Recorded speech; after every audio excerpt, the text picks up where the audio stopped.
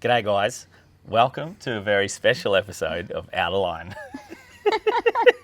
Take three. Take three. No, seriously. This one here, right? Our Cape York series, if you watched it, you know how good it was. It was by far our most popular series that we've done. Yeah. So we decided... hadn't done anything like it, really. No. So we decided to put together all our best moments of that, explain where we were in depth, how we got there, things you might need to take with you, things that are there, aren't there, like just a whole heap of little tips and a few secrets on those areas. So stay tuned because this is epic. Welcome to our Cape York Top 10. Not in any certain order, but our top 10 favourite parts of Cape York because we can't really put them in an order. Yep. So we do have a most favourite parts. So that's number 10. So stay tuned. Let's get into it. Rightio, we left in, when did we leave? September. Day after Bordeaux's wedding. Yeah, beginning of September we left. So we beelined it, like we went to Bordeaux's wedding at Yandina. We started beelining it straight towards Cape York. Yeah. We were going to get there in 2.5 days from here to the tip, towing. You don't want to mention that you ran out of fuel? Yeah, well, I'll get to that. On the first day? I ran out of fuel on the first day. That's how hard we were going. But I was towing 2.3 tonne. And we were going from Brizzy to the tip in 2.5 days, which is pretty crazy. Yeah. So let's just fast forward to when we actually got to Cape York, which is maybe, Musgrave Station, alrighty? We were travelling through Musgrave Station. Isn't it called Musgrave Roadhouse? Musgrave Roadhouse. Yep. And we were a fair way past that, actually. We ran into some friends, Greggy from Making Tracks and some other guys. And, the road was pretty bad up until then. So we were cruising past, like, Fruitbat Falls and all that, Elliot Falls, I think it was. Yeah. And, yeah, literally flying past them. We weren't interested in stopping there. We had a mission. I'll just roll some footage right now.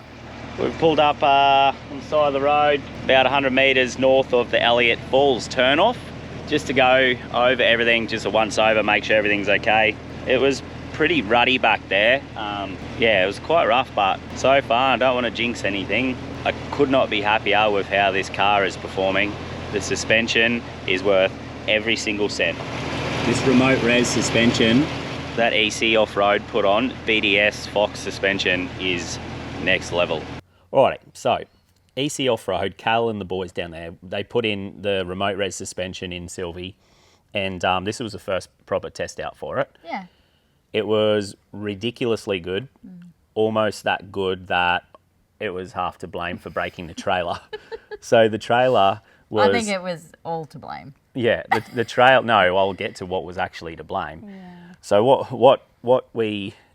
Like, we were doing like almost $1 along the road.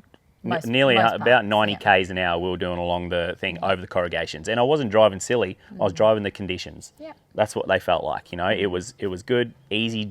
Wasn't easy driving, it just felt easy because we were passing 79 series with caravans and stuff like they were nothing. And they were saying, go past, mate. So, they were being nice. I wasn't just driving past, but we were hooking. We were making good time. And it was just so comfortable. There was no noise. The trailer wasn't rattling. Everything was tied down well. I was like, this is a piece of cake. I actually said to Sez. The only bit we weren't enjoying were the rocks flying at the windscreen. Rocks were bad, yeah. So anyway, once we got to Elliot Falls, we thought we'll jump out and we'll do one last check. I now see why you spend a lot of money on suspension. Very important. She's proper dirty now. Look at my light bar. Love it. Great. The only thing you need to tighten is the shackle. Everything look alright? Yeah. So I put zip ties around this. Also a zip tie around here because in no time, that was nearly rattled out last night. Everything else is good. Check all the tyres. Have a look at the motor. Tie downs are all tight. Look at that. They've stayed tight this whole trip.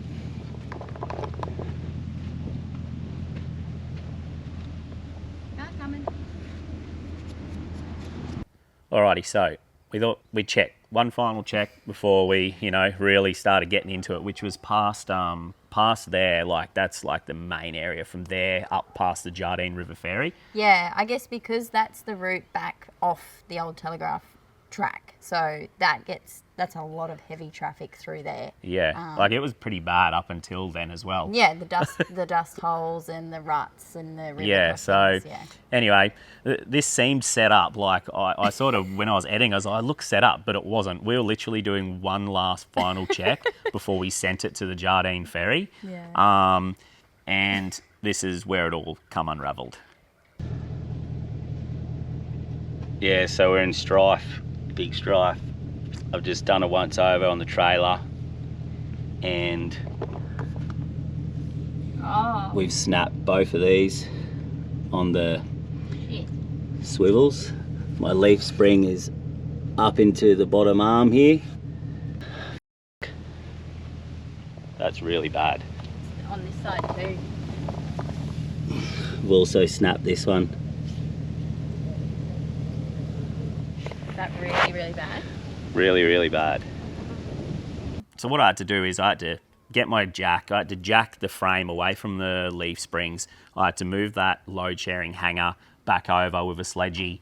I had to do that on both sides, which wasn't too bad in the end, but like there was nothing holding it. I kind of don't think. And then I'd seen that the axle had moved over as well, so the bolts that were on the side frame were nearly rubbing on the tyre when we were driving. It was hectic. Timing wise, it was incredible, really, that we saw it when we did. Yes, it was. The boat needs to come off the trailer. Trailer needs to come off the ground. Axles have to be moved back over. All that has to be re-welded. Cape York has us good and proper. Righto, so the drive. No, I wouldn't call it a drive. It was literally like walking pace. Yeah, it was a limp. So we had 70 kilometres, set the scene, we had 70 kilometres to go to get to the Jardine River ferry. And the Jardine River ferry closed that afternoon at 5 p.m. For 2 days. Yeah. So if we didn't get to there, it was like 2 o'clock. We had 3 hours to do 70 Ks. Yeah, at walking pace. At walking pace, and we were like over the road taking chicken tracks, everything. It was like... But we ended up saying to the boys, just smack it, head straight into town. We had to get to the Jardine River ferry before 5. So we limped it.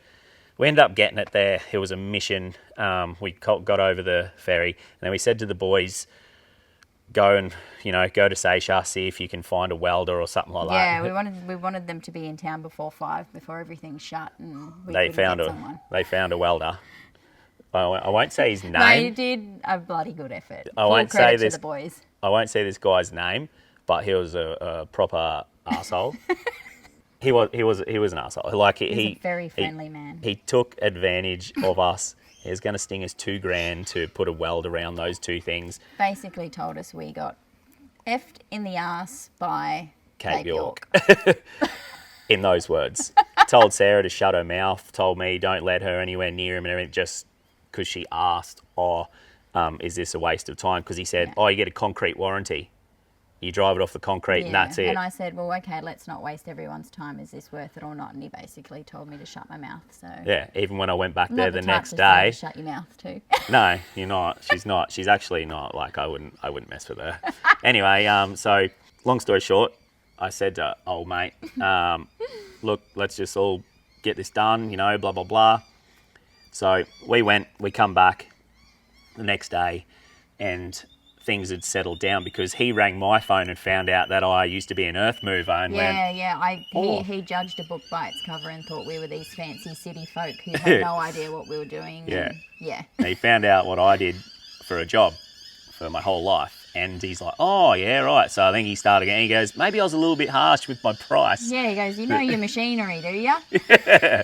So I could have welded it myself if I had something. But anyway. He also watched us on YouTube. He looked up our YouTube that he's seen on the side of our car that night and ended up binge watching some episodes. And he goes, you guys go all right.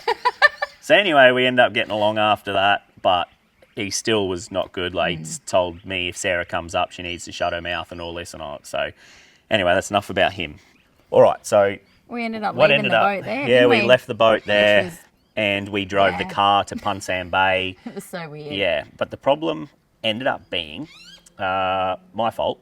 In a way, the U-bolts didn't have locking nuts on them, and I should have checked that. And the corrugations have allowed those locking nuts they had spring washers, but not a secondary locking nut. So if you do go up there, make sure your U-bolts have got a spring washer and a secondary locking nut. They've rattled loose, allowed all that mechanism to go back and forth, and that's what Coke canned all the hanger and all that, and that was the drama. So that was day one in Cape York. All right, number 2 is the tip. So the tip of Australia. How could you not include that in your top 10? 100%. And you know it's good when it's like down in the first 2. Yeah. It was amazing, but so yeah, like... it actually, like I didn't go up there with the intention that I needed to see the sign and touch, you know, be at the tip of Australia, but it actually exceeded my expectations. It was to awesome, be able eh? to call your parents from the tip of Australia and be like, I'm like actually at the top. I think so phone service is number 1. Like looking at it on HEMA Maps, we were like, are you actually serious? Yeah, I know, You know? zooming out, and like we took screenshots on our phone because you have reception there. Like, Yeah, that was disappointing. I It was know. good, but it was it disappointing. loses it doesn't feel as remote as what I thought. For Yeah. where you are, it doesn't feel as remote because there's a lot of people, there's phone service and all that sort of stuff. So that's one thing. If you go on there, don't expect it to feel really remote. Yeah. Yeah, and the drive in was The like drive there rainforesty. was incredible. Like it was Yeah. actually a bit of 4-wheel driving, Yeah. like beautiful trees. It was full rainforest, Yeah. red road, water crossings. Yeah. Yeah, it was insane. Like, I'll roll a bit of footage here.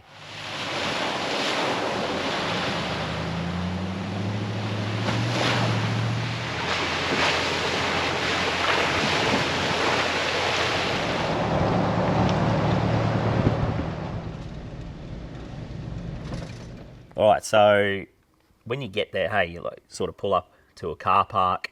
You know, it's a big rock, and it's actually like quite a walk yeah. to get to the tip. Yeah. It's not just like, But there's also, the tip. the beach there is beautiful. The Like, beach is amazing. You don't see many people actually film the actual beach there. Yeah, like to the left is like turquoise, Stunning. beautiful blue water. Yeah. And not far from that is some fish, as Yeah. we'll talk about a little bit later. But Yeah, so no, you walk over a big rocky sort of mountain. It's cool because people pick up rocks and throw it on a big pile of other rocks. Yeah. And, you know, you do your bit there. And it's then- actually really hard to find a spare rock to throw on. it was, and it was like 35 knots as soon as your head pokes above yeah, that it hill. was crazy windy. Like it's into you. But Yeah. once you come over it all and like you look down and like you see the sign, I don't know if I expected it to be flat. the what? Like where the sign is, like walking Yeah, like to all- it, but like on the eastern side is like huge cliff face and that Yeah, sort of thing. and on this side's a beautiful little Beach. nice flat area. It's like Well, oh no, we have to go back. You know what we intended to do, What? which you've totally Oh, forgotten? yeah. We wanted to go by boat. yes, we were going to do the which tip was in the boat. very That was heartbreaking. my main thing. Yeah, Launch the boat at Punsan Bay, Yeah. drive around to the tip. Like that was my thing. Yeah. That's what I was doing. yeah. So it was actually bittersweet to see the sign by Yeah. foot. Yeah, so that was really cool.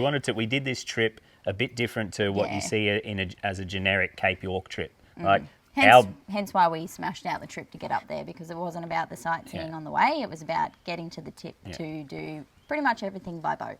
and it was the only boat that we seen up there that Yeah. big. It was then that I was like, wow, there's no one has towed another boat like this up here, so it was crazy. Yeah. But when you come over the top and you see the sign, it's pretty cool. Yeah, eh? yeah. You literally want to run to be the first to touch There's it. like, that's it. Like I don't know, it just overtakes you, and like Yeah, everything you do, it was it's cool. like it was really good. Yeah. So we didn't that's do it by boat, but it was actually it was still actually really cool good. by foot, and it would have been windy as by boat. Yeah, As soon as you the get, current. as soon as you're good here, because the southeast trade winds like this. As soon as you come up like this, it'd be like You couldn't gone. have flown the drone. I wouldn't have nothing. been able to fly the drone there.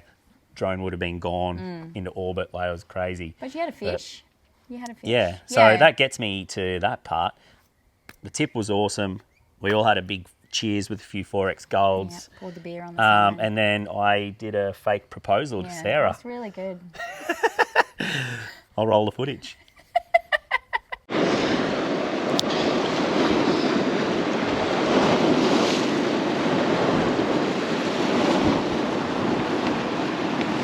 Hey Sarah, I want to ask you something. Can you hold my beer for a sec? But have a flick.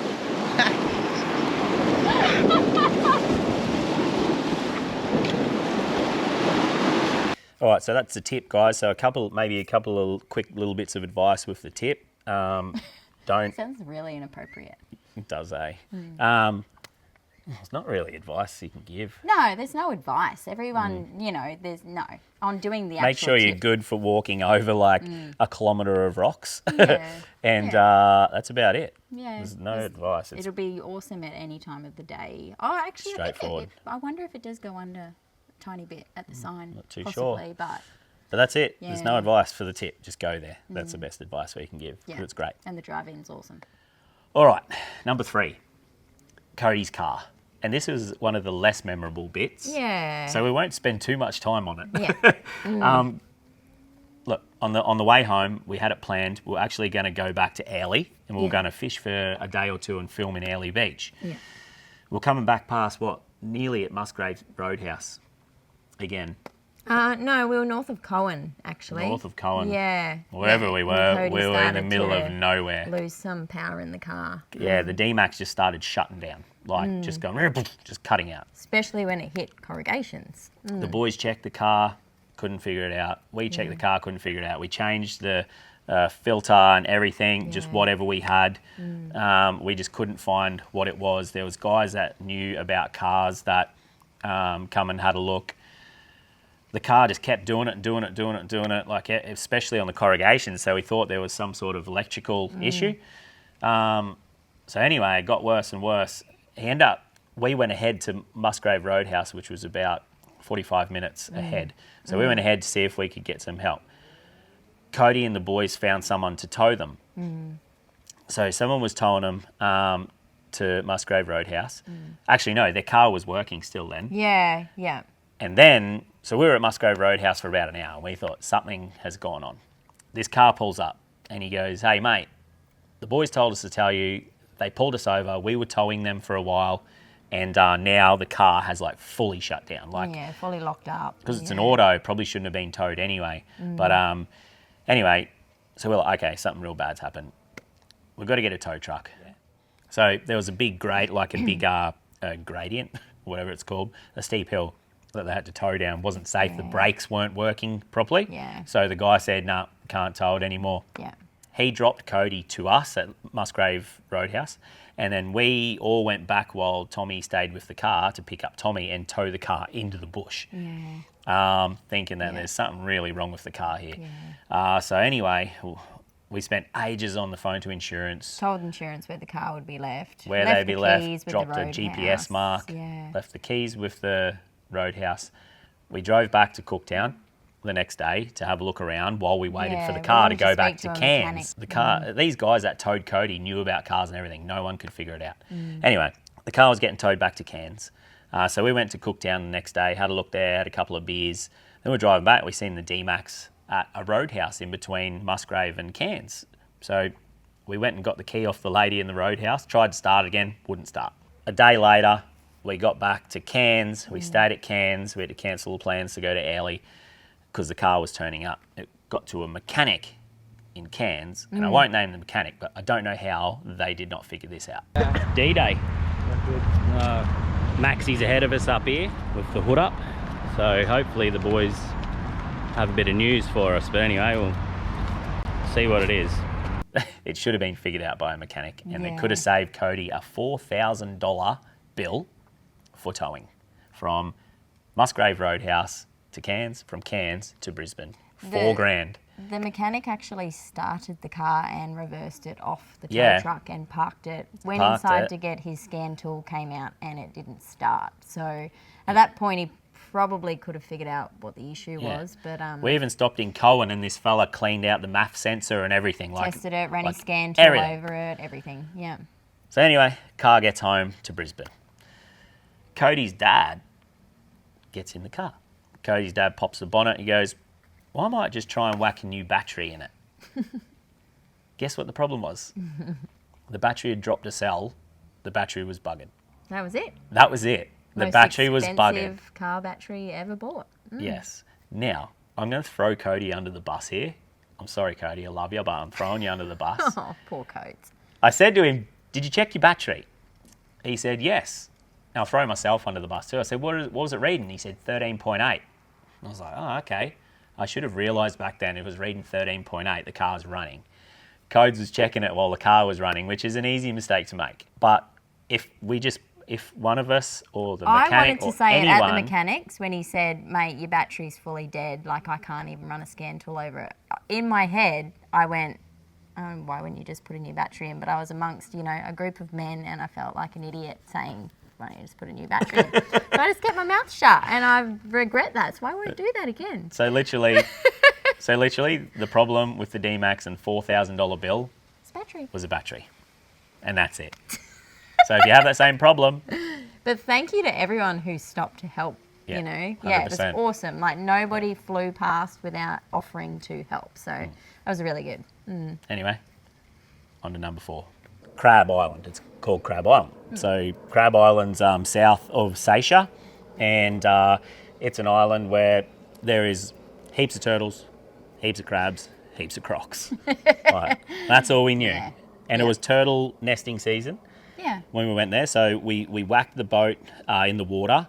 The trailer was broken. So what we come up with the welder was we put the boat in. We'll head down to this river for 3 days while he fixed the trailer. So Sez drove it back. He was actually fixing the Jardine River ferry, so he couldn't do it any earlier. So we just said, all right, we'll leave it with you. You get to it when you get to it. Yeah. And 3 days. Yeah, 3 days he had the trailer for. He only needed it for about 2 hours. But anyway, still haunts me. Anyway, we put the boat in the water.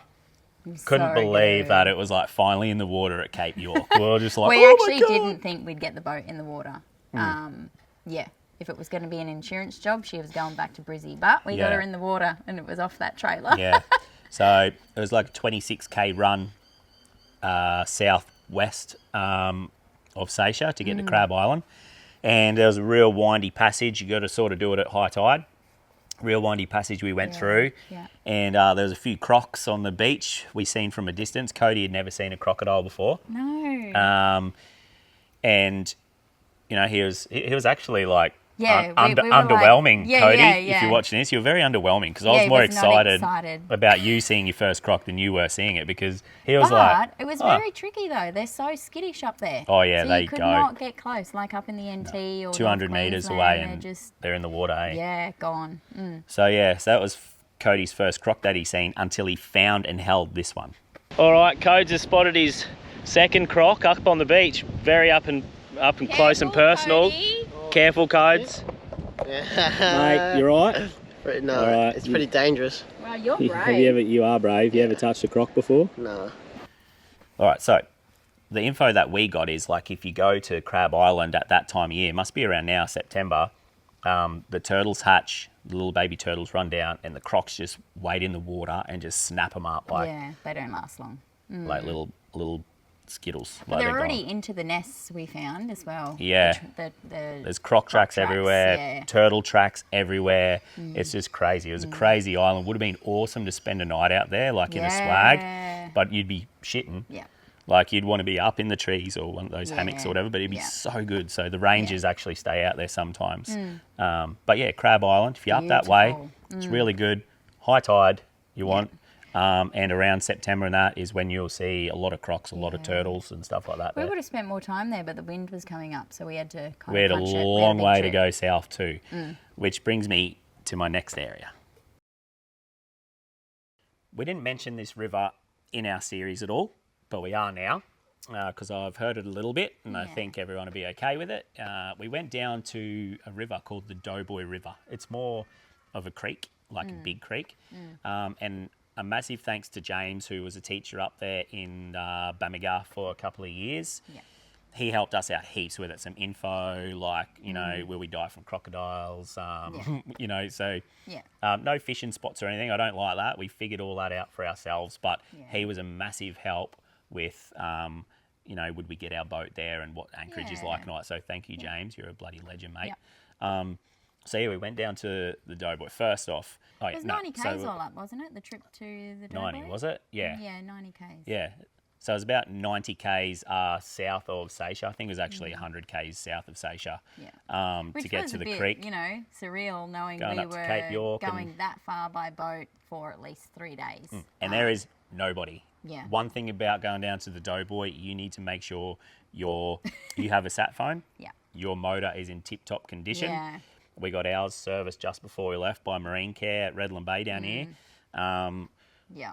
You just want to be totally organised when you're going somewhere like that. So anyway, we're heading down. I wanted a coral trout. Like I was talking to James the whole time, do you get trout? Do you get trout? Do you get trout? Actually, he said stop at Vrillia Point on the way down and have a go. Yeah. I'll roll a little bit of footage. You wouldn't believe what the first cast in the first area with the boat in was. Have a look at this.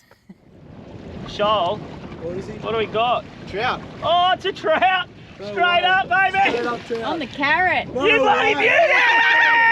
Yes! Wait, 2 what did I seconds say? I in! said trout first. He's got a trout! Yahoo! This is wild. What's she got? Trout. Trout! Yes! On. Oh, I'm on two. oh no. We got stuff going on. Uh-oh, I'm about to hook up. Says. Holy shit, that's a good fish. We got three. What have you boys got? I'm turning. All right, so as we said before, we didn't stay long because the wind was coming up. So we beelined it south. We were hooking. We had a long way to go still from Vrillia Point. Yeah. We are 5 kilometres from our destination after a huge run. I can't wait to see what this is like. When we were coming up to the Doughboy, like, it was so good. We didn't see any other boats in that 90 k's down as well. It was crazy, like, it Yeah. was crazy. We passed heaps of other little creeks, but we come around the corner into the Doughboy, and like James said, there was a sick camp there. It had balls hanging everywhere where people obviously go, but not often. No, no.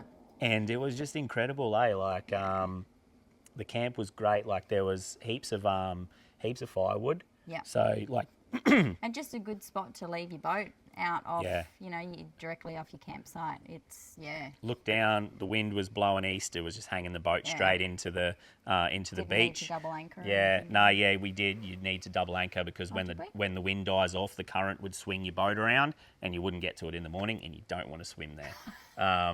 So you do need a double anchor. Yeah, we did. Yeah, so that was the painful part every night that me and Tommy did, remember? Yeah, that's right. That was good fun. Thanks, Codes. You were up. Probably Snapchat. No, you had to have No much to reception. his disappointment. Yeah, so anyway, the camp was awesome. It was really, really cool. Offshore fishing. This part's about Doughboy offshore fishing. Different? At first, it was different.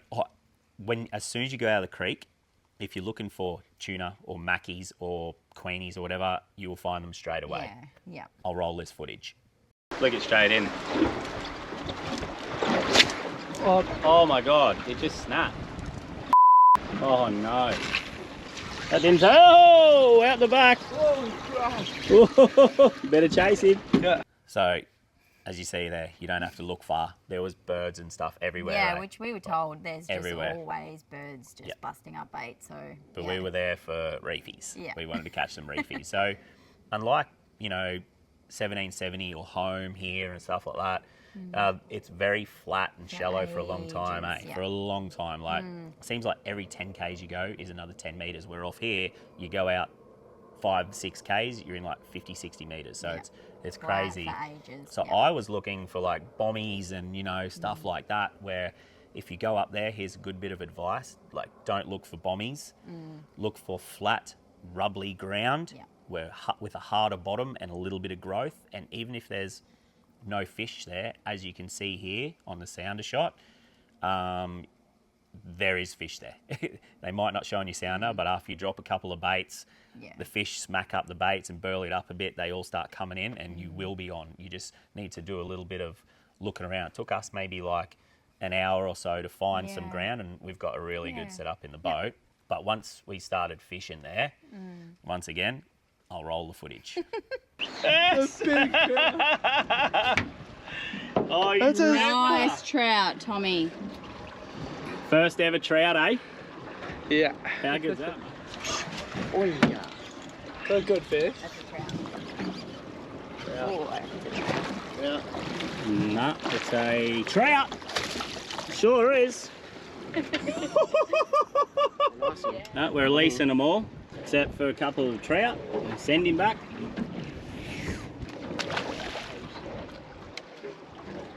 Look how fat his belly is. Yeah, show up. Mr. Tusky. Right, so there you go. Once you find the ground at Doughboy, like, it's on. Yeah, It's just so finding good. it. It was really good fishing. We didn't get like big finger mark and that like we were really wanting. Yeah. But we got trout, blueies, we got Sweeties. sweet lip, we got like, oh, there's heaps. I think there was a couple of small nannies or something, but there was a heap of different species. Yeah. It was really good fishing, and you definitely wouldn't go hungry. So No. if you go on the Doughboy, bit of advice, have all your safety gear in check. Yeah. What do you reckon? What else? Yeah, just your safety gear. Sat phone for sure. Like, you don't want to be that far away in an unknown place without the sat phone. Yep. Yeah, we were really lucky to be hooked up with one of those before we left, and it stayed with us no matter where we went. So Take enough food and beer. We ran Which out we of didn't. food and beer. Well, we didn't run out of food because we were eating fish on the braai the last night, but we ran out of beer. We ran out of anything to have with the fish, so it was literally a fish on the braai. yeah, Yeah, and so dry crackers. Yeah. dry crackers, yeah. Oh, yeah, we We had had the fish on plenty the of dry water crackers. and that sort of thing, but Take heaps of water. ran because out of if- beer, which was super tough. Yeah, so that's our advice for the Doughboy River. Another thing, one of the highlights of my life, actually. What about you with going down there, just Oh, with how yeah. remote, taking our boat there? Yep. Just The a effort. long time of not seeing anyone Yeah. in a place you've never been to before. That is the Yeah, it was cool. reason why we towed the boat up that far to go to that place. So Yeah. the Doughboy River. Amazing. That's what's cool about it, is like within 5 minutes of offshore fishing, you're back in the creek. Yeah. And the next day we flew up the creek, probably about 8 kilometres. Yeah.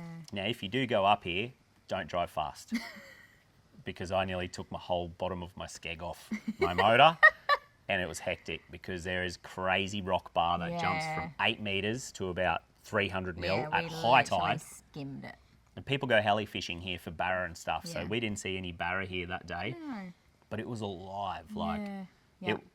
there was tarpon, there was queenies just busting Yeah, up through the whole alive. creek. Yep.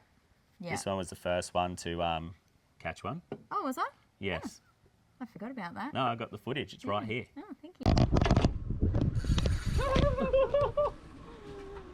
So the first fish that we caught in the Doughboy River was a Queensland groper, and then a queenie. They were like, we're on here. We made the mistake though of putting crab pots out. Oh yeah, we put crab pots out. They got demolished by crocodiles within half an hour. Yeah. Like proper demolished. Yeah. Number one tip: don't bother about crab Don't pots. worry about crab pots. You just pick them off the bank. I'll show you that up Yeah. at the end of the video. I liked like how you cruising up, you get to the brackish water, and there's like palm trees on each Yeah, side, never seen that before. in amongst Yeah. mangroves. It was like a rainforest meets ocean, Yeah. river. Like, it Yeah. was- yeah. So if you go up the Doughboy, drive until you nearly smash into a rock bar about 8 kilometres up, Can't go any further. and fish your way back out, because just have a look at this. Yeah. That was sick. Yep. Have one on? Yes, big one. That's big. What is it? What is it? Look at him. Oh. Come on, you fuckers.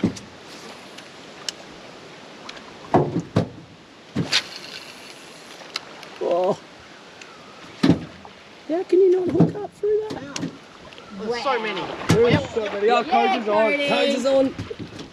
On the gold bomber. So many. Jesus, woman. Oh. How's the quality of fish coming out of this creek? This is insane. It's alright. That is insane. And then, of course, there was the nighttime jack fishing. Oh. Yeah. All right, Tommy's on. 2 seconds later. Yes. First jack. First jack. First ever jack. You gonna get it in the boat yet, mate? There you go, Tommy's first ever jack. How long did that take, mate? How long we been here? 10 minutes. 10 minutes? All right, says he's on now. 2 minutes later. This creek is absolutely insane. All right, says he's hooked up to something big here. What is it? What is it? Yeah, Big jack. I did. Wait, there's a barrel. Big jack. Oh, Big jack. Holy moly. Oh, don't get me started. Oh, it's a monster. Shit. It's a monster. Well done, Sam.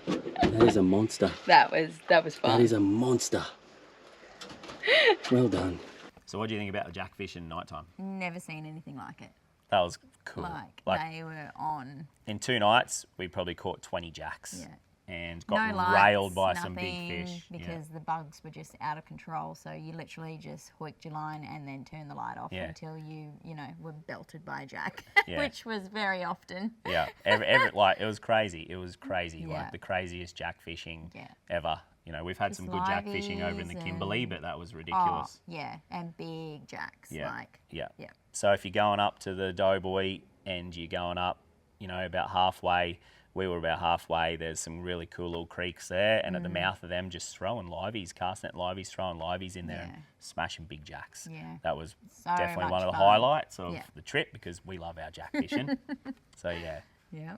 So we already explained what to take for the Doughboy offshore and stuff. Same goes for the Doughboy River. So you know what I mean. Just be careful when you go up there. Don't go flying through the creek really quickly. Yeah, and we didn't see many crocs up there either. They're obviously there, but The one that we did, he was big, and I'll show you this here.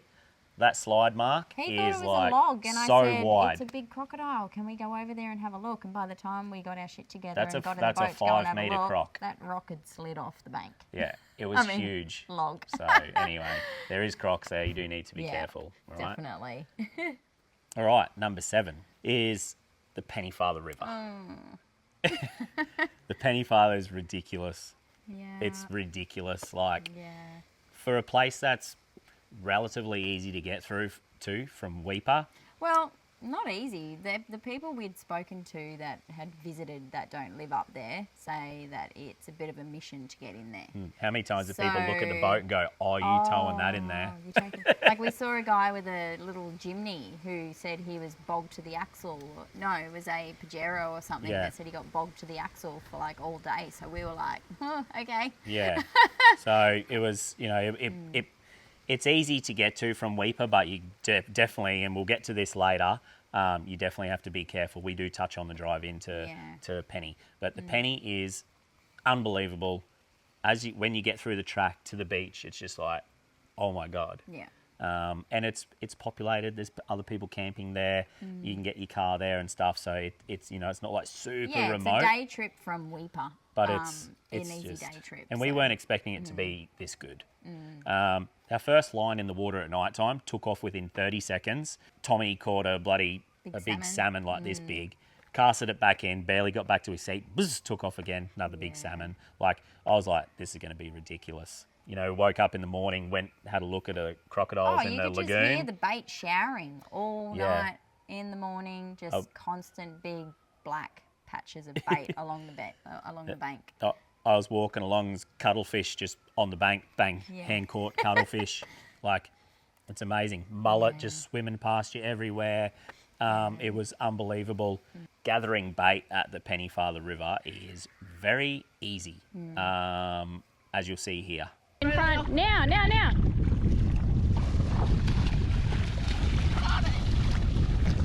That's a barra, mate.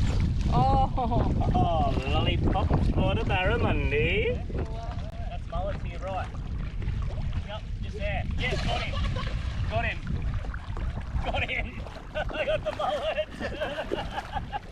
Yeah, see, that was pretty cool, eh? Like, walking around that bank, that water was like 35 degrees. Yeah.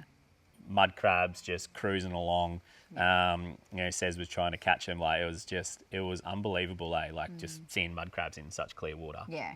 But every shine that you see there in that bit of footage, that's bait. Like, that's all bait. It's just throw your net, pull in a heap of mullet. Like, that's how easy it was. So good. We got a fair few whiting mixed in with them as well. What do we do with them? Jacks. What do we do with the mullet? Knock the head off and use them for the jacks. The mullet, barra. We wanted found barra the whole time. We both even said that at the same time then. We wanted barra, we wanted jacks. Yeah. We don't get them much around here, so that's what we wanted the whole time. We hadn't caught a barra. We'd been in Cape York for almost 2 weeks. We hadn't caught a barra. Yeah, hadn't seen a barra, hadn't caught a barra. Until we went to the Penny Yeah. and found this. what you're looking at here is aerial footage of hundreds of barramundi, legal size, feeding in a foot of water. And all we were doing is throwing liveys up to them and watching them eat them on the drone. Like, that for me is possibly one of the greatest moments of my entire life. Yeah. I'm not even joking. And a fully tidal area that completely drains out on a low tide and then fills back up, and the barra just sit there. Go up back, and they sit there and they drain out into the deep when it goes out. Yeah. It's just unbelievable. That was one of the coolest things. You throw things. it 4 meters too far that way, and you didn't get a touch. You had to be bang on that little pot of barra. But you see this little undercut here. It's only about a metre. If you whack on a whiting and chuck it there, what happens? Jacks. I'll roll the footage. Just depended what you wanted. Do you want him? No? You want him?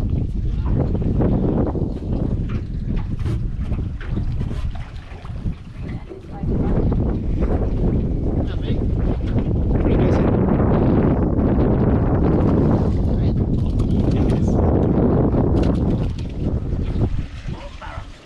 Just feel mad.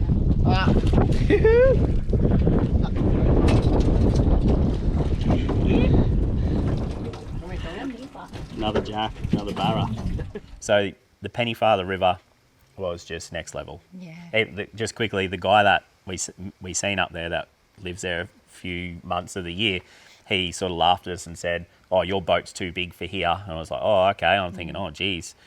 Anyway, the next day I went offshore, come back. I threw a couple of nannies and big finger mark to him. I said, "Hey, mate, bought you back some fish." And he's like, and then the next day we were sitting there fishing in the shallows for jacks and that with him, like in no water. And when we left, like we become pretty good mates. Yeah. He's like, "Next time I'm coming up here, I'm bringing a the boat like that." So it was good. Like it was really good. It's a perfect all-rounder, our boat.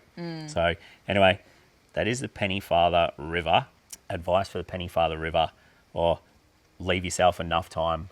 Like, you'd stay there for a week. Yeah. I've heard the mozzies can get bad, Yeah. but we didn't have any really. None. Not even at night time. But we ended up staying longer than we intended to. Yeah, so we were going to be there for 3 nights. We ended up staying 6.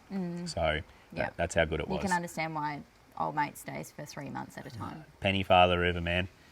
I love it. I love that place. Yeah. So it's really good. And this is one of the funnest parts of it. It was also one of the nerve wracks. She was like pooping herself like on the way, and I was like, "This be sweet. We got this." Sylvie doesn't get bogged. She doesn't, does she? No. No. I don't mean to big. No, I love Sylvie. She's a weapon. She's taken us to some awesome places. So I love her. But anyway, this is the drive in to the Pennyfather River.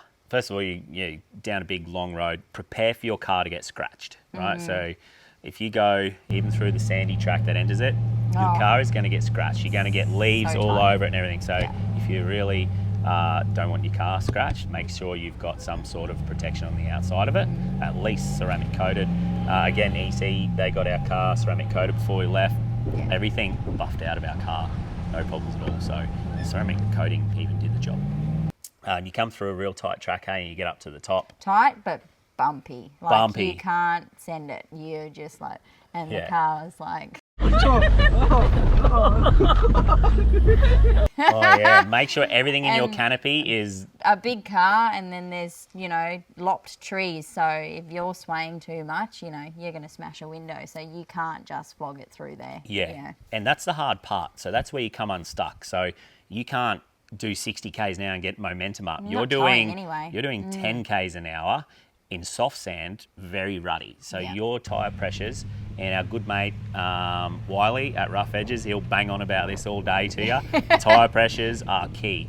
We were running like 15 on our tyres, on our trailer tyres and our canopy and our car tyres.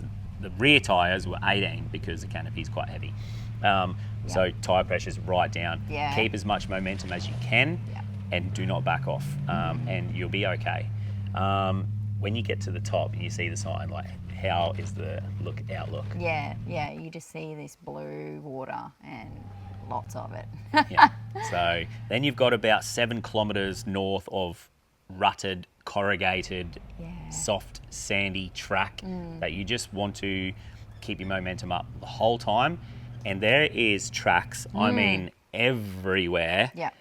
you choose your flattest, best track. There's tracks that go up dunes. There's tracks that, you know, cross over. Yeah. Choose your flattest, straightest track and stay on that. Don't try and muck around with Pennyfather and go up no embankment. Or if you get bogged, you're bogged good and proper, and you're bogged in like 38 to 40 degree heat. Oh, yeah. So that's And my it was advice. 40 degrees that day. It was 40, so, you know, Yeah. we weren't getting bogged. So we got through it good. The D-Max, Cody and the boys, they got through it good. Yep. That was awesome. Our launching the boat was easy. Like, Yeah. launching the boat was sweet. It Yeah. was almost like a boat ramp, you know, like it would get soft, but we had a good tide. We just reversed back, bang, slapped on the things and it slid off. Yep. It was no problems at all. Anchoring the boat, I'll roll a bit of footage here. Anchoring the boat, we did like a pulley system. So like, it's a bit to explain, and if you want it, I can do it in another video, but I learned it off another fella, and GT Buster actually, he did it up Cape York as well. But it's on a big pulley system, and you can pull your boat in and out and anchor it to the, when you want it, pull it into the beach. When you don't want it, pull it out and tie it to a peg on the beach. And you need to there. And you need to, big or else, times, unless you have a small boat. Yeah. That's for a big boat. You know, a small boat, you just drag it in and out. So, boat retrieval. I'm going to roll some footage here. Went down to Brent at Sea Addicts, and he come up with this idea and modified an idea I got off a mate, Woozer, over in the Kimberley. And it's a drop-down fifth wheel. The boys over there use it all the time for their massive tides. It's where they can push their boat right back and pull it right up. So I'd been dying to give this a go. Says was like, Yeah, I was that's not skeptical. going to, let's just put max tracks down, try and tow Get it out. Cody to blah, blah, snatch it get Cody to out. snatch it. I was like, nah, well, just let me do this and see how it goes. How'd it go? It was really good. It was really awesome. Good. So, Yeah. Sea Addicts Boats come up with this wicked idea with the trailer on a big turn disc thing. I'll show you it here. And we just clipped that in, pushed the whole trailer back till it was pretty much all underwater except the drawbar. Drove the boat up. The trailer didn't even pop up. It just slid on. Yeah. Literally 2 clicks on the winch. Got the Max Trax winch rope out. It's like no metal in it or anything. So I got that out, hooked it onto the trailer, just winched the trailer out on the fifth wheel, reversed up to it, and off we went. Like,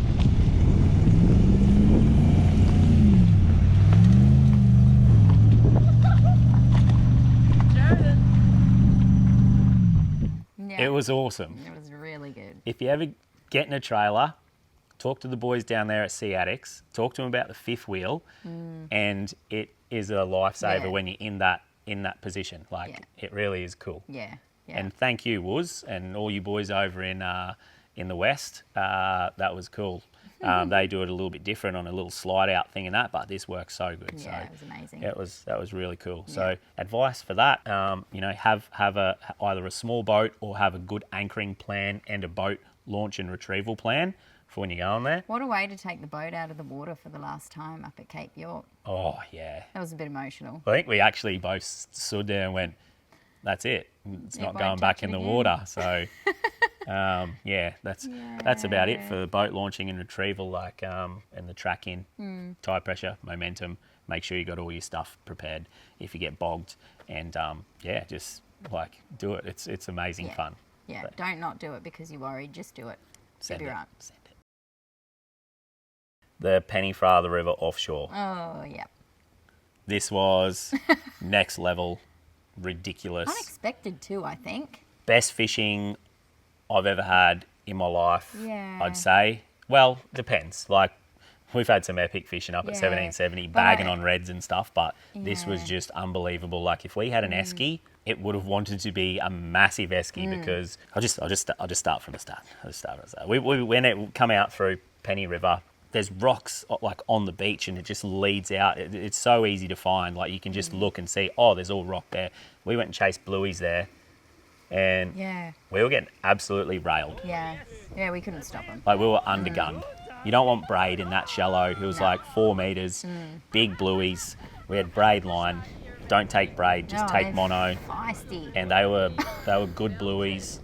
They would have been at least 6 kilo Yeah. in 4 metres of water. Yeah. And we couldn't stop the big ones. We got some smaller ones in, but Yeah. and that was like our first half an hour of having the boat offshore. Yeah. So we pulled the pin in when we head out wide, and I know now that I went out a bit further than anyone else, well, most people do there, because I spoke to Wiley and I told him where we went and everything. He goes, oh, we don't go that far out. So it still wasn't that far, but nowhere near as far as what we go here. But it was a bit like the Doughboy again, wasn't it? Hard to find ground. Yeah, it was rough too that day. I was like, it was windy. hour and a half of sounding around, nothing. Yeah. Starting to get the shits. I was like, oh, here we go. So anyway, just kept sounding around, and I thought, do the exact same thing as I did at the Doughboy, you know, and I'll have a look for some rubbly ground and stuff like that. So we did, and this time I actually found a little bit of up and down stuff, you know, maybe like just really tiny rises. I think it must be like little bits of rock scattered, but only small, like maybe 300 mil, you know, on the bottom. And that was hard to find in amongst all the swells. So I looked for bait and growth and stuff like that. But anyway, we found some fish finally, and we're like, let's have a drop here on this and see how we go. I'll roll that footage for you right now.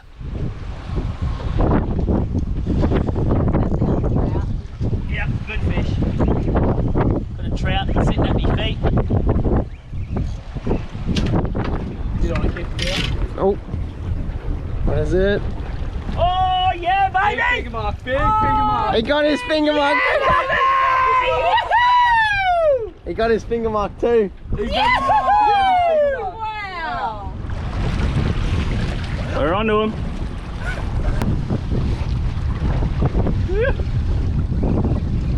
Uh-oh.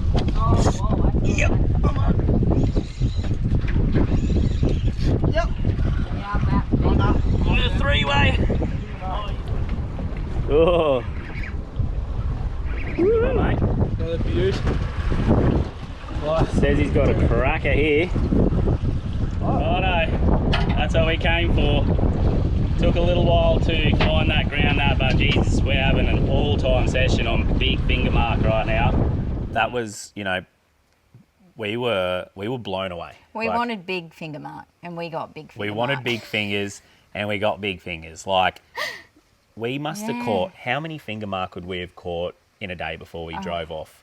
Like, I'm talking like 30 or more. It was 30. Like, big finger mark. Yeah. And we just drove off because we were just, every drop was a massive finger mark, Yeah. like a trophy fish. Like, it was ridiculous. There was nanny guy. Every drift, it was like three-way hookups and just, Every single drift. Yeah. It was ridiculous. Yeah. You needed to have a break. Yeah, literally. And like, and we were using just hooks with a sinker, with a little bit of squid, straight down. Simple fishing, really simple fishing. Trout, nanny guy, big grassies, and just finger no mark. Reds. Like, no reds. Yeah, no reds. I reckon you need to go out a long way for reds. Wiley, talked to him, he gets a lot of smaller reds, but I reckon if you went out 20, 30 Ks, I reckon you start getting into those bigger ones. Sure. God, I'd love to do that. I know. Next But time. offshore fishing at Pennyfather River was just ridiculous. Yeah. It was some of the best fishing I've ever had in my life. Yeah. And actually, finger mark tastes really good. Yeah, it's incredible. it? It's like Jack. It's amazing.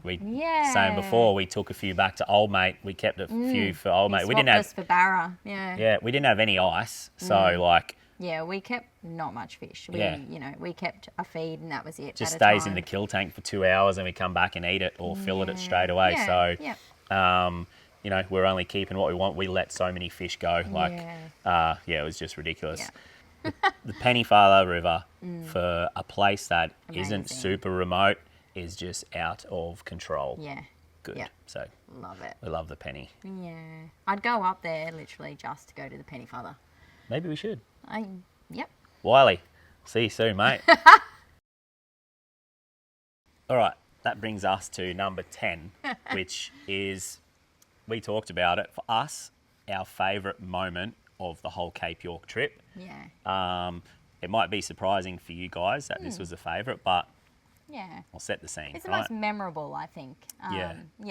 It was 2,500 kilometres of, you know, road and dirt, rutted out, crazy corrugated stuff. It was the stress of breaking the trailer, getting up there and not having a boat. Yeah, it was our first proper day there.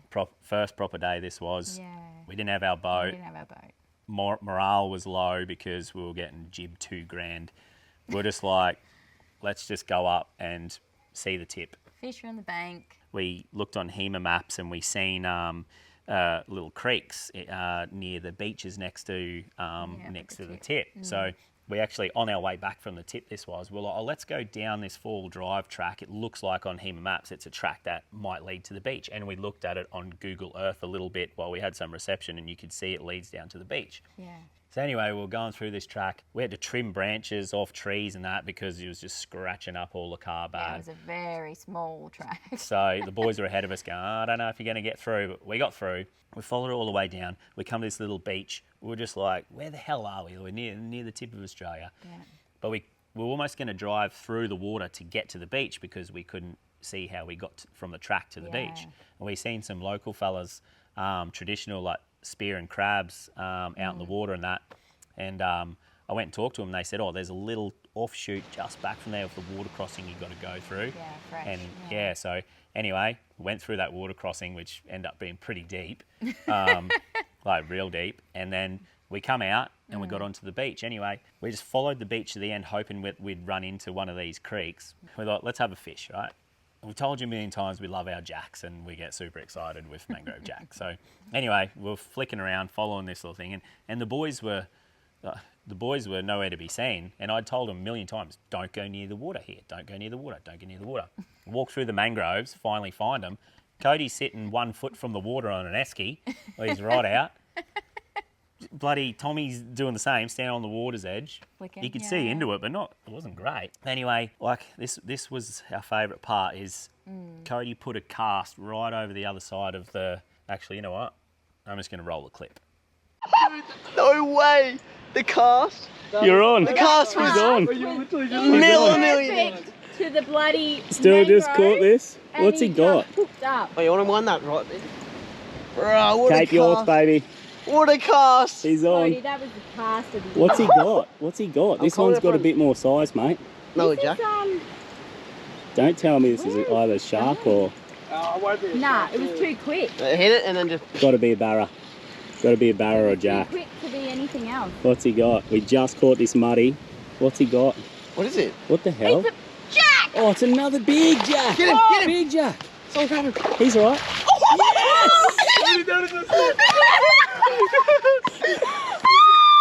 Cody, that cast was next level, mate. I wish you got that cast on.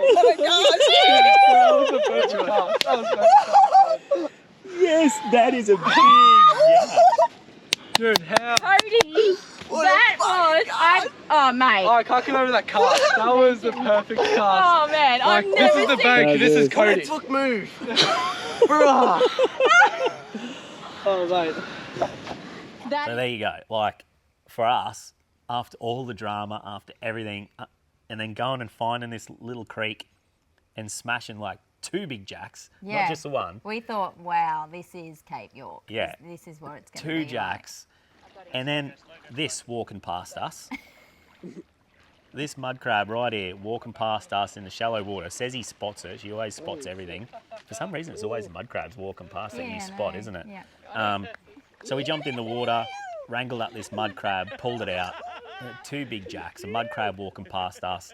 That was like the biggest win for us. We were just all just like, what the hell? Where are is this we? even Like, real? it was just that was for us the best moment Yeah. of Cape York. Yeah. It was just Just the excitement, I think, because The we morale. kind of, we started that day a bit low and then saw the tip. we and thought our then- boat was going back home. Well, no, at that stage we didn't actually know at all what was going to happen with the boat. That afternoon we were to find out. So, yeah, morale was very, very Yeah. low. So And, it was just awesome. Yeah. It was an awesome We thought moment. It was we one could do we'll it. never forget. It was one No. Codes will definitely not forget. Have a look at He this. is the king. I'm the king.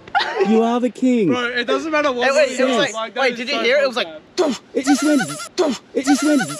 It just went. It just I'm the king.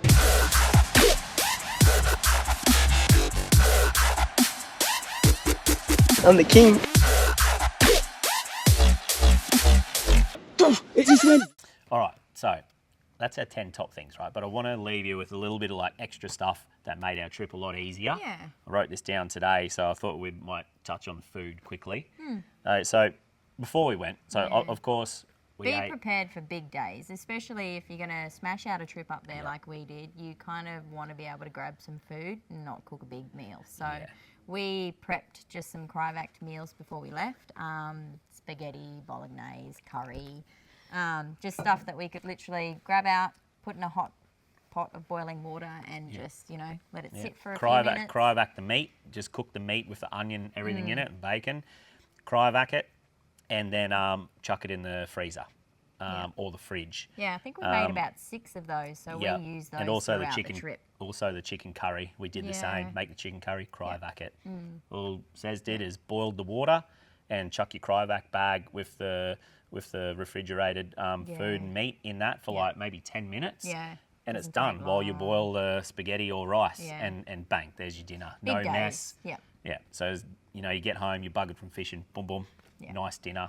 Made it really easy. Really good. Yeah. We ate a lot of fish on the fire and on the braai. Like we ate fish so much. Like up there, it wasn't funny. It's hard to get fresh food up there, so you want to be as simple as possible. Really. So this bit, if you've got enough power, so we got 400 amp hours of Revolution power batteries and a 3,000 watt Victron inverter. So we've got a lot of power there. We take a pressure cooker, and funny enough, pressure cooker doesn't actually, once it gets up to pressure, doesn't suck bugger all, right? So what we did was we did a pulled pork in the pressure cooker, which we do a lot. Then you've got that for days for sandwiches, dinners, wraps, everything. Yeah. Also, what we did was a silver side. Yeah. And you've got that for lunch and another dinner, you know, so that made stuff really easy. So there's a couple of tips on cooking and how you can make that a little bit easier for yourselves to do. Now for the shenanigans. Who would you give the funniest person award to while we're up there? Think about it, don't just say Cody straight away. It's Cody. Oh my goodness. Okay, How well, it's can it not Cody. be? He's a funny boy. I love that kid. He's like a son to us, eh? Yeah. Well, People apparently actually think he he is is our our son. Yeah. Which he's not. We're not that old. He's got amazing parents. They just live around the corner from us. Yeah, no, Cody was an absolute hoot. Yeah. Tommy was the most help. Yeah. Cody would have been lost without Tommy. Yeah, 100%. Husband and wife, those two. Yeah. Cody was sleeping while Tommy drove. Tommy cooked his food. Tommy cooked his food Tommy for put him. him to bed. Tommy cleaned the fridge when they filled it with maggots because the battery went flat. And so. Yeah. But anyway. Yeah, good value. It was a very funny trip. Like a couple of like little standout bits for me was, you know, obviously cutting Cody's hair. Yeah. That Making him a man. Really funny. I was turning Cody into a man. Another one was the broomstick challenge. The broomstick challenge. I'll roll that just here. Yeah. Just running through all the balls at the Doughboy River and playing around with them. Yeah. Cody being Miley Cyrus, like, coming like a wrecking ball. Them mucking around, like us mucking around on the 2 ways. It was just really good. Eh? Yeah. It was a lot of fun. Yeah. Waking them up in the morning. Chucking ghost crabs in their tent. While they were still asleep. Yeah, chucking the ghosties in there. That was good. Want to give a special mention to our little mate who's still up there, probably very sunburnt, probably very drunk. Yeah. His He had a name. mankini on. His name is Gleber. Gleber. So, if you didn't watch it, this is Gleber.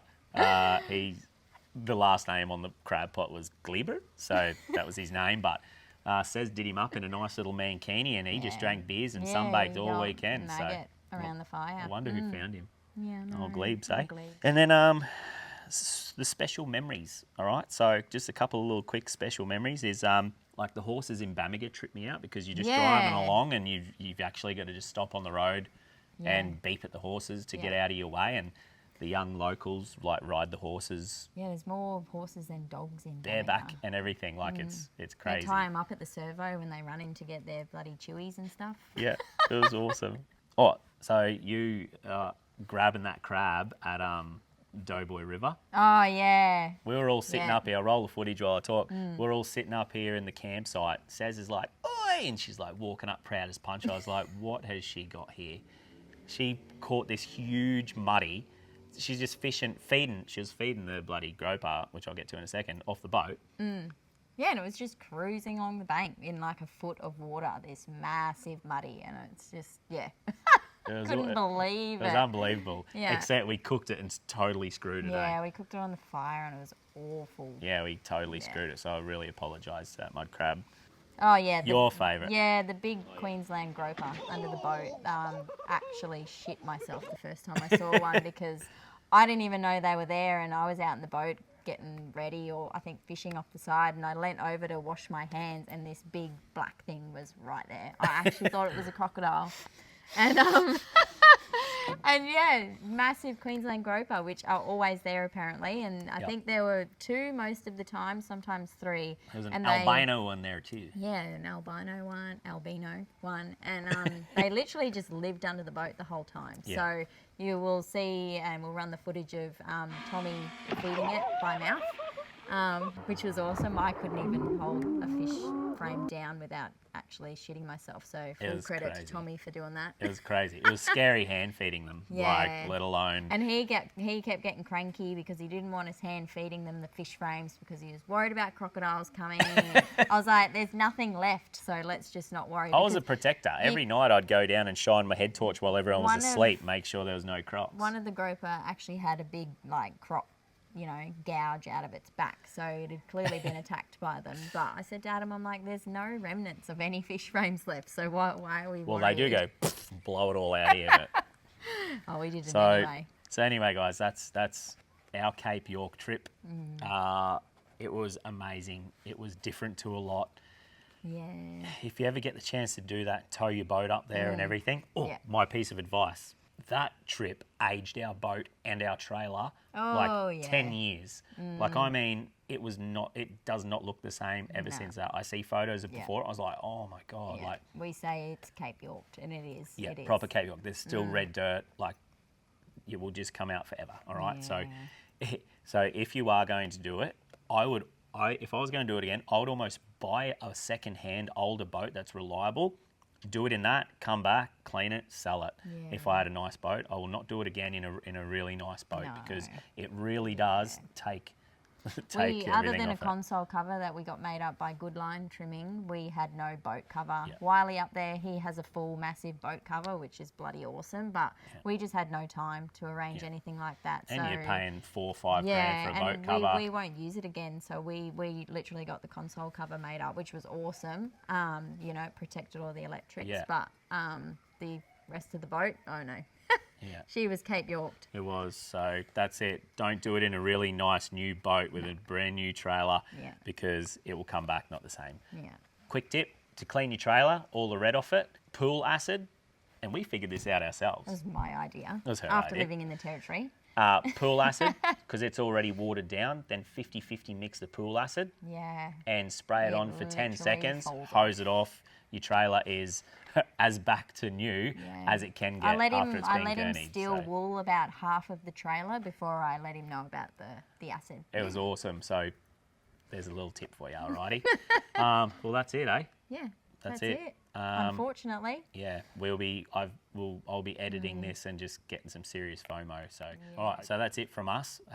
So comment down below, please. I love reading all your comments. Yeah. Comment down below your top parts of Cape York. Yeah. What you guys like doing up there. And what's your biggest tip? And what's your biggest tip of Cape York? Everyone has some awesome ideas, and it's not until you get back and you're like, bugger, I wish I knew that. So, for the sake of other people, put your best tips down below. So, thanks guys. Really appreciate you joining in. Says, just quickly, you got 3 seconds to answer it. Cape York or Kimberley? Oh, that's not fair. No, I'm not answering that. Oh, damn it. Chalk and cheese, mate. Like. Also put in the comments, Cape York or the Kimberley? Nah. Cheers, guys. See you next week. Plenty of merch online, guys. If you want to support the channel, jump over to outerline.com.au and go for gold. Cheers, legends. We appreciate the support.